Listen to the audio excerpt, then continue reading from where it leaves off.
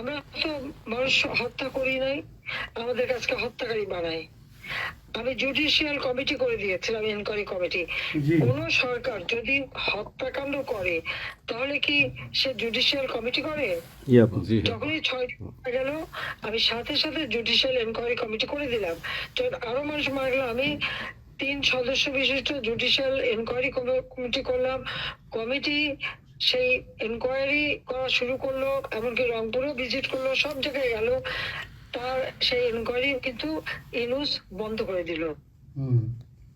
এবং শুধু এখন 15 জুলাই থেকে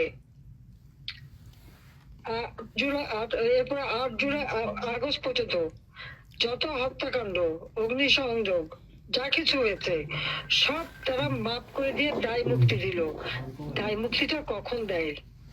যারা অপরাধ করে এবং যাদের দায়বদ্ধতা থাকে তাদের দায় মুক্তি দেয়। তাদের কোনো বিচার করা যাবে না, তাদের বিরুদ্ধে মামলা করা যাবে না। কেন?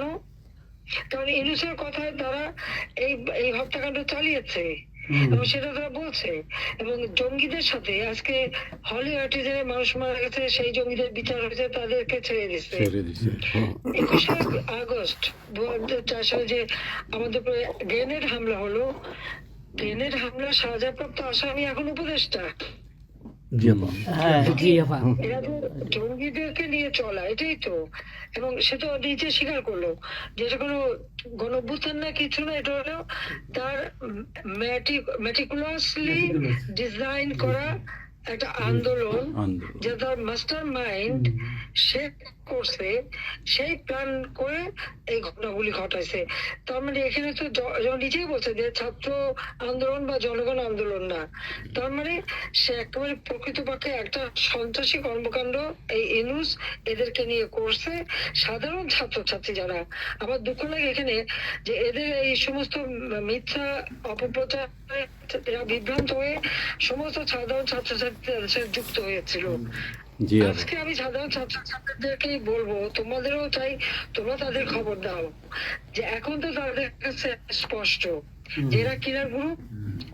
পুলিশকে মেরে পুলিশের লাশ ঝুলিয়ে রাখা, আওয়ামী লীগের একটা কর্মী গাজীপুরে তাকে আহত অবস্থায় হাসপাতাল থেকে নিয়ে এসে তাকে ঝুলিয়ে মারা, এই যে বিভৎস হত্যাকাণ্ড করা, কথায় কথায় গুলি করে মারা, এবং তাদের মিছিলের মধ্যে এলো সেখানে গুলি করে মেরে ফেলতে একটা বুলেট।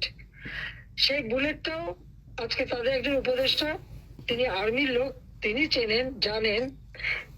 সে ব্রিগেডের সে যখন দেখলো যেটা 7.62 বুলেট, যে বুলেটটা আমাদের পুলিশও ব্যবহার করে না, আর্মিও ব্যবহার করে না, কেউ ব্যবহার করে, সেই বুলেট কোথেকে আসলো, সেই রাইফেলটা কোথায়, এটা তদন্ত করে বের করতে হবে। উনি যেই তদন্তের কথা বললেন সেই তাকে সরিয়ে দেওয়া হলো।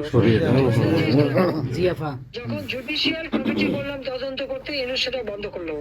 শওকত সাহেব যখন তার উপদেষ্টা বললো তদন্ত হবে, সে সেটা সরিয়ে দিল। তার মানে কি 15 জুলাই থেকে এরপরে এই পর্যন্ত যত হত্যাকাণ্ড হচ্ছে, অগ্নিসংযোগ, সবকিছু ইউনূসের নির্দেশেই এই এত বুকের মায়ের কোল খালি হয়েছে, এত পুলিশ মারা গেছে।